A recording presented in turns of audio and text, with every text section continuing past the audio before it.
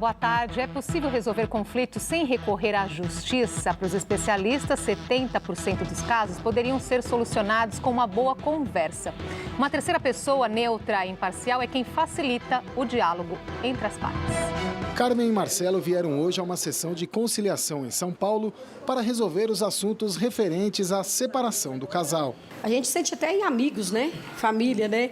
É muito bom, né? E bom mesmo, porque eles aconselharam a gente, né? Não tem muita coisa, e é fácil, não é difícil as coisas para resolver. Já Michael e Gisele vieram se encontrar com um mediador de conflitos para resolver a pensão alimentícia do filho. Eu fiquei aqui acho que nem meia hora e aqui foi rápido, né? Só o que demora um pouquinho é para depois ter o aval, né, do juiz, que é até 90 dias. Aí isso demora um pouquinho, mas de resto... Só nesta unidade do Centro Judiciário de Solução de Conflitos e Cidadania na Zona Oeste da capital paulista, são feitas todos os dias 60 sessões de conciliação. E 70% dos casos saem daqui resolvidos. A figura central para a rápida resolução dos casos é o conciliador. Ele pode atuar nos casos mais diversos, como partilha de bens, dívidas e direitos do consumidor. Seu Silvio é conciliador desde 2012 e afirma que o resultado é que o deixa feliz. De certa forma, é algo que entra no sangue da gente e não sai mais. Ser conciliador e ser mediador, acho que é pacificador social. Segundo o Conselho Nacional de Justiça, existem cerca de 10 mil pessoas capacitadas para fazer esse serviço no país. Eles precisam ter formação superior, fazer cursos de capacitação e estágio.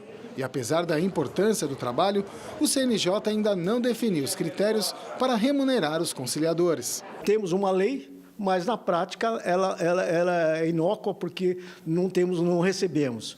E ultimamente, com o novo Código de Processo Civil, hoje nós somos auxiliares da Justiça, só que não recebemos nada. Esse trabalho ajuda a desafogar o Judiciário. O Código de Processo Civil teve uma grande importância, valorizou esse trabalho e tenta trazer justamente as pessoas nesse momento inicial para desarmar o conflito, para que o conflito seja resolvido de uma maneira simples. E para falar sobre mediação de conflitos, recebemos o advogado colaborativo Asdrubal Júnior e o mediador Marcelo Rodante, diretor do Instituto Brasileiro de Práticas Colaborativas. Participe aqui da nossa conversa, mande suas perguntas e comentários pelo Facebook e também pelo Twitter. Os endereços estão na sua tela. Boa tarde, obrigada pela presença hoje. Boa tarde, Andresa. Boa tarde, Andresa. Nós vimos aí na reportagem, né, de conseguir resolver conflitos sem a necessidade de recorrer à justiça. O quanto isso é possível aí no nosso universo de conflitos? Na verdade, eu penso que é possível em larga escala. É possível, sobretudo, porque empodera as pessoas para que elas compreendam que elas mesmas podem chegar à solução do seu problema sem precisar necessariamente que alguém decida esse problema por ela. E essa, sem dúvida, é a melhor forma de resolver, porque é aquela forma que dá a sensação de justiça no coração. Ou seja, quando você entrega o problema para outra pessoa dizer quem está certo e quem está errado, você se sujeita ao risco da pessoa emitir uma decisão com a qual você não concorde. E você vai ter que ficar, se for num processo judicial, disputando em recursos até que tente convencer algum tribunal de que você está certo. Pode nunca conseguir fazer isso e apenas fazer uma longa distância entre a conclusão que não vai ser a que você quer e efetivamente o problema em que você está vivendo. Quando você entrega à própria pessoa a possibilidade dela construir uma resposta e ela constrói uma resposta em consenso com a outra parte, será exatamente da forma como ela quer ou da forma como ela aceita. E por isso ela tem uma sensação de justiça muito maior. Quer dizer, no caso aí da pessoa que se sente lesada, então, né, doutora Asdrubal, mas a justiça também ganha com a mediação? A Justiça ganha muito. Desde 2010, a Justiça, o Poder Judiciário, o CNJ vem empreendendo bastante energia em mudar o panorama com que esse sistema judicial ele ocorre. Então, existe todo um sistema, uma resolução, a 125, que traz tratamento adequado para os conflitos, uma tentativa de expandir no Brasil todo novas formas de você lidar com as questões. E daí veio esse crescimento importante da mediação, da conciliação e de outras práticas que tentam, na medida do possível, trazer, que nem o Asdrubal comentou, esse poder para as pessoas, em vez de deixar isso necessariamente só com um juiz. Essa questão de deixar as decisões das vidas, dos conflitos, com o juiz, fez com que a gente chegasse hoje a um quadro de mais de 100 milhões de processos em todo o país, uma estagnação e a sociedade se sentindo não atendida. Que vai se arrastando aí, né? E a demora também é um ponto, né? Tem demora. Exatamente. A Associação dos Magistrados do Brasil criou um placar da justiça. Nesse placar da justiça, ela informa qual o estoque de processo que está em andamento. E ela tem um outro dado, além do estoque de processo, que hoje gravita em torno de 108 milhões de processos, ela tem um outro dado que aponta que 43 milhões desses processos não deveriam estar lá, ou seja, aproximadamente 40% dos processos que estão tramitando na justiça, a própria justiça, os próprios magistrados reconhecem que não deveriam estar lá, de certo modo, entendendo que essas pessoas poderiam resolver o problema por um outro caminho. Passando por uma mediação, por uma conciliação. É possível dar um exemplo, então? Na maioria dos casos, como é que acontece? Todos esses processos que não deveriam estar lá, como é que poderiam ser resolvidos, então, por outro meio? Tá. Exemplos a gente tem, de fato, aos montes. Você pode ter exemplos, que nem mostrou na reportagem, com famílias, com questão de pensão, questão de com quem ficam os filhos, compartilhando a visitação. Tem vários exemplos na família. Questões societárias, né? Sócios que se desentendem e eles têm uma atividade, eles construíram uma empresa junto e eles passaram a se desentender. Como é que a gente vai resolver essas questões de quanto vale a empresa? Questões familiares em empresas tem também muitas. Questões de condomínios com seu vizinho. Enfim, todas essas questões, elas são efetivamente trazidas e bem resolvidas com a mediação. Quando? Quando você tem um mediador que de fato foi bem capacitado, tem bom perfil, tem um bom treinamento, ele vai ajudar as pessoas a entenderem as suas opções, ele vai trazer as pessoas um pouco para a realidade do que seria resolver ali junto ou ter que resolver com o Poder Judiciário. E aí, por exemplo, né, o doutor Marcelo citou aí vários exemplos. Em quanto tempo poderia ser resolvido casos como esse, chegando ao Poder Judiciário e por meio da mediação? Quanto tempo a pessoa pode ganhar? A mediação, ela pode ser resolvida em um único encontro. Pode ser que um único encontro sentem e as partes chegam à conclusão. Aliás, isso é relativamente comum de acontecer. E quando muito, vão para 2 ou 3 sessões para poder chegar a um desfecho positivo. A lei estabelece que o procedimento de mediação judicial não deve durar mais do que 60 dias. E no procedimento de mediação extrajudicial não deve durar mais do que 90 dias. Mas muito antes desse prazo, normalmente se resolve. Apenas é um prazo definido na lei como tempo máximo. Porém, como eu falei, 1, 2 encontros quase sempre chegam a um desfecho positivo. Tem dúvida aqui chegando? Vamos colocar aqui do Antônio Júnior. Ele pergunta o seguinte: termo de conciliação concluído, né? O acordo foi firmado, então, entre ambas as partes, que saíram satisfeitas. Eu posso me arrepender do acordo feito e desfazer o mesmo? Ele tem um caráter jurídico de acordo celebrado. Em princípio, esse acordo ele é válido e ele não poderia ser desfeito por conta de um simples arrependimento se o termo não comporta essa possibilidade de arrependimento. Mas se as pessoas, elas, de certa forma, aprenderam a usar o instrumento do diálogo para tentar se compreender, nada impede que seja reconvocada uma conversa com um bom diálogo para que, então, essa pessoa possa explicar por que esse arrependimento está acontecendo. De novo, a gente sai desse patamar do engensamento jurídico e legalista para falar o que atende as pessoas. Vamos conversar e vamos tentar se entender. Essa é a maior proposição, o maior benefício, que seja a mediação ou a conciliação, trazem. Vamos desarmar, vamos começar a conversar e ver o que me atende e o que te atende e quais são as nossas estratégias conjuntas para a gente ficar bem. Você usou esse termo aí, vamos desarmar, né? O quanto que os nossos advogados são formados ali nos seus cursos de direito para justamente trabalhar esse papel de conciliação?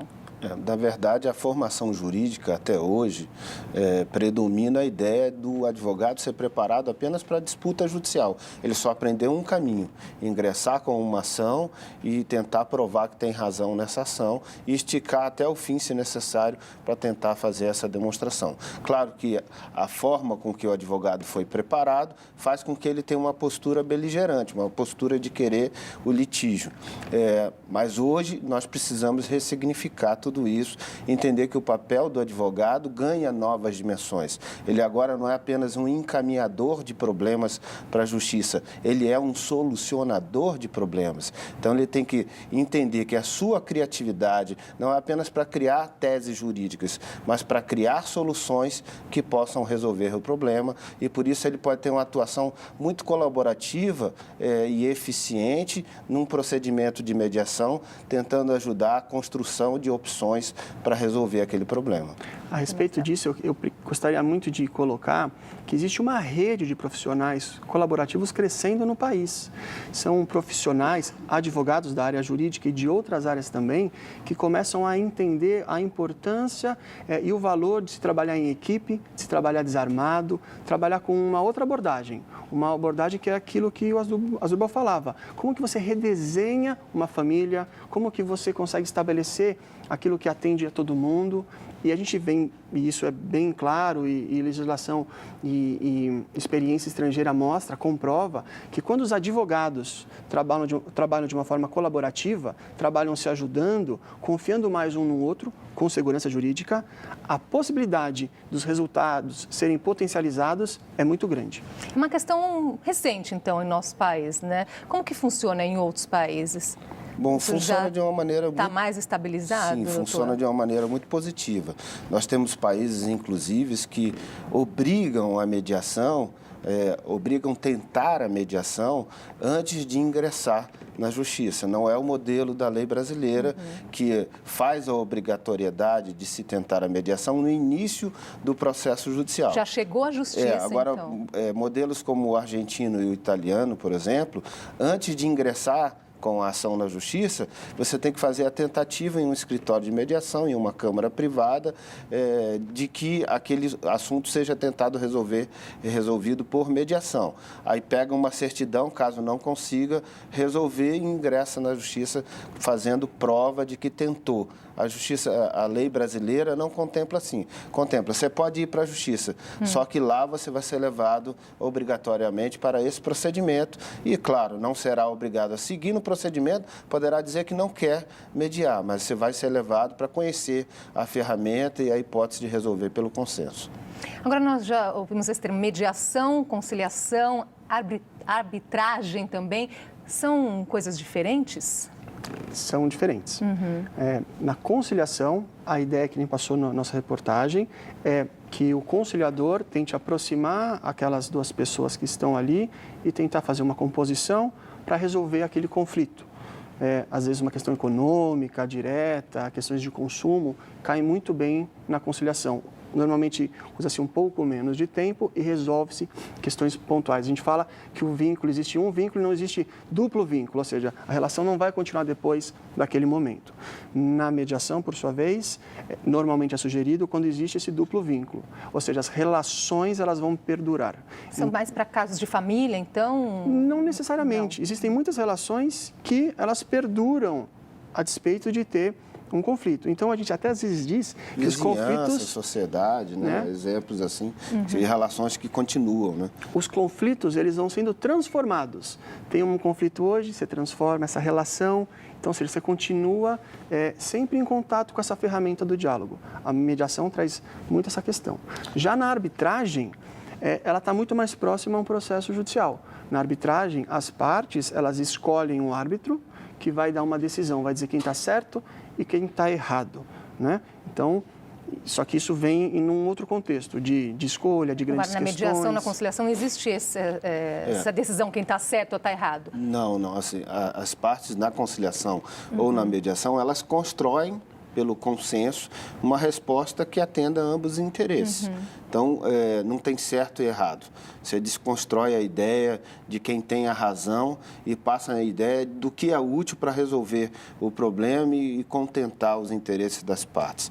No caso da arbitragem, você ainda está ligado à ideia de quem tem a razão e você vai escolher um árbitro em comum, um árbitro que seja da escolha das duas partes ou um colégio de árbitros que seja da escolha das duas partes e esse árbitro ou esses árbitros vão apreciar os argumentos que cada lado apresentou, as provas que foram apresentadas no procedimento e vai decidir quem tem a razão. Se está certo, se está errado, em que proporção está certo ou errado. Ou seja, aí é uma sentença que o árbitro vai dar, essa sentença é irrecorrível. Semelhante ao que a Justiça Pública faz, a diferença fundamental entre uma coisa e outra é que na arbitragem as partes fazem uma série de escolhas. Escolhem o árbitro, escolhem critério de decisão e outras Agora, questões. Customizam. Sim, e que garantias a pessoa tem de que vai sair dali com uma definição, com o seu problema resolvido? Na arbitragem?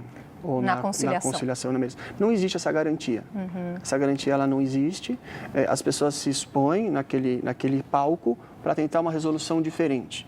E normalmente o que eu pergunto é, não há garantia, mas se você não for e não tentar, com certeza você vai voltar para aquele seu único caminho, que é um caminho que, de certa forma, se estagnou.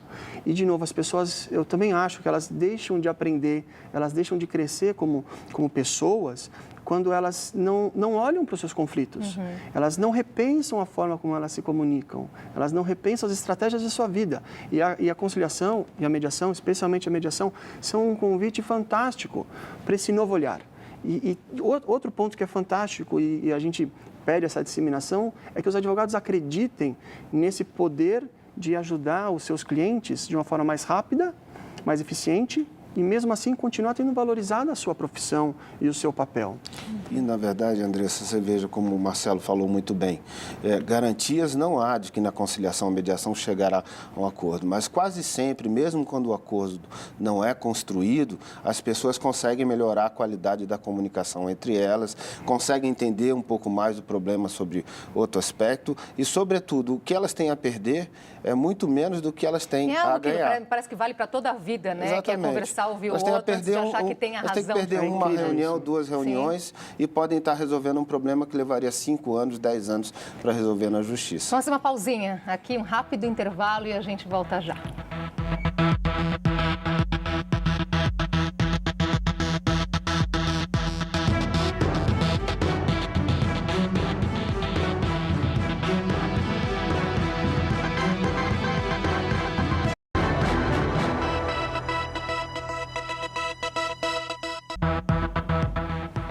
Já estamos de volta com o JC Debate. Hoje conversamos sobre a mediação de conflitos. Com a gente, o advogado colaborativo Asdrubal Júnior e o mediador Marcelo Rodante, diretor do Instituto Brasileiro de Práticas Colaborativas. Estávamos aqui falando então da figura do papel do mediador, né? Essa figura. Quem é que pode ser mediador? Bom, você tem a figura do mediador extrajudicial e a do mediador judicial. O mediador judicial, para ser mediador judicial, tem que ter formação superior, pelo menos 2 anos de formado, submeter a um curso de formação de mediadores. Formado em quê? Formação? Qualquer área. Qualquer área de ensino superior pode se habilitar para fazer o curso de formação de mediadores. Esse curso é oferecido pelos Tribunais de Justiça estaduais ou pelo TRF ou por instituições credenciadas aos tribunais, seguindo certos parâmetros curriculares. E aí fez o curso, vai fazer uma parte de estágio, depois de tudo isso ele é certificado como mediador judicial e poderá se cadastrar no Cadastro Nacional de Mediadores. O mediador extrajudicial, por sua vez, não tem essa exigência de formação superior, ele tem que ter uma capacitação em mediação também, mas aí o ponto fundamental é, ele deve ser da confiança das partes. Então, a lei entregou ao cidadão o direito dele, empoderou ele e deu a ele, você escolhe aquele que você entende que está capacitado, em condições de fazer a mediação do seu conflito. Como que uma pessoa é preparada para ser mediador, para exercer esse papel, doutor Marcelo? Eu acredito em 2 elementos. Eu acredito no perfil, acho que tem pessoas que têm um perfil muito bom para trabalhar com isso.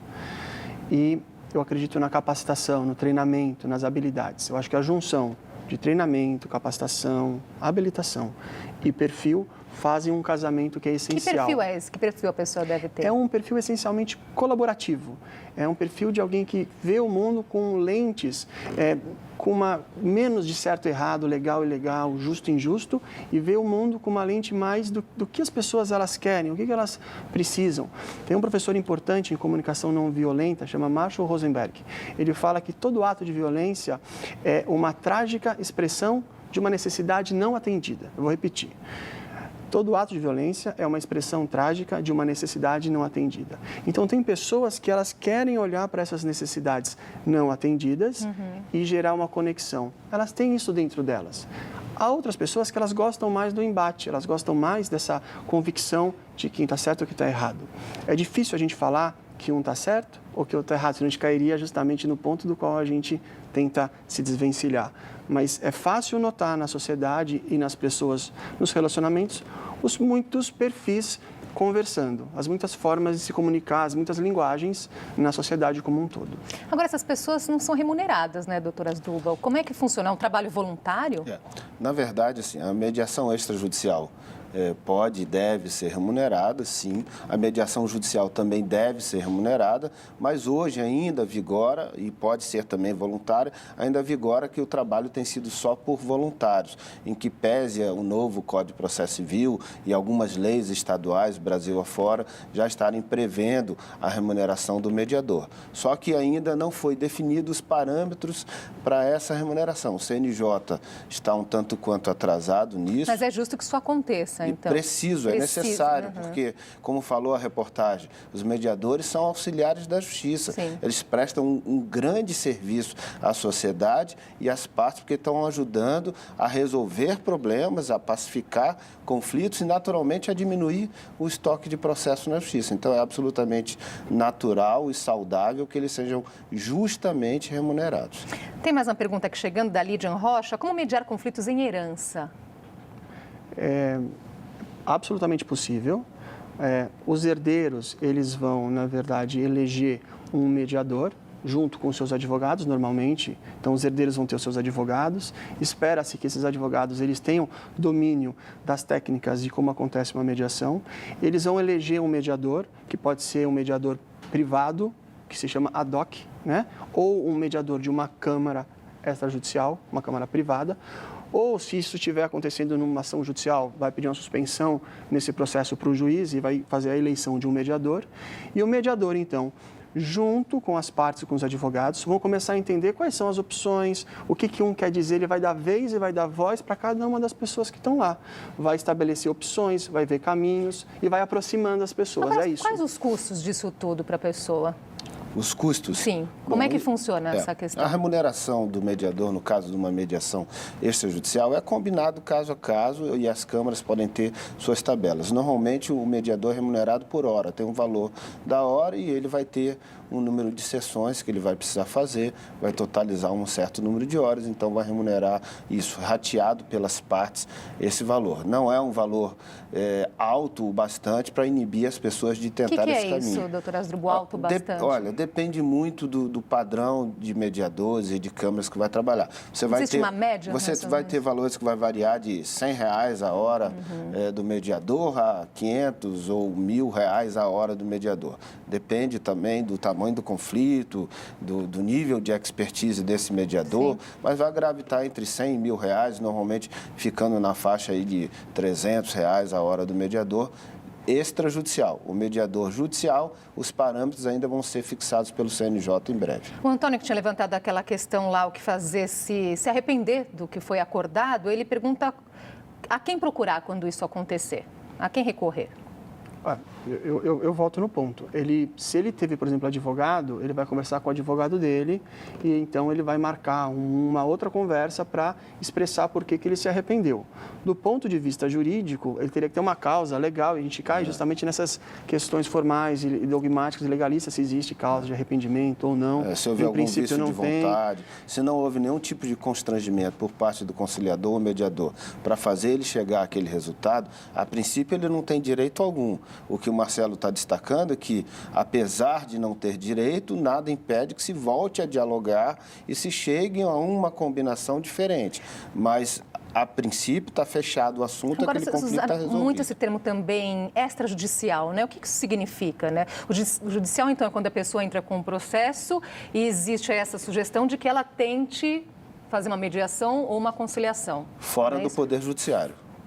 fora do Poder Judiciário. Exatamente. O extrajudicial é é fora do Poder Judiciário. E como é que isso funciona, então? É uma instituição privada, uma câmara de mediação ou um escritório de mediação que ele vai procurar, ou seja, são profissionais privados, vai procurar e contratar esses profissionais para fazer o trabalho, fora do sistema público de justiça. É bom esclarecer isso, fica um pouco com essa dúvida. Existe uma mediação que ela acontece dentro do campo do Poder Judiciário, debaixo do Poder Judiciário, com as orientações do CNJ e dos tribunais. Só que também existe uma mediação que ela está livre desse campo, ela é privada. Quem sabe o termo privado ele fique mais fácil de compreender. Então, eu posso ter um processo judicial e eu posso entrar em contato com outro advogado e propor uma mediação privada. Eu posso fazer isso.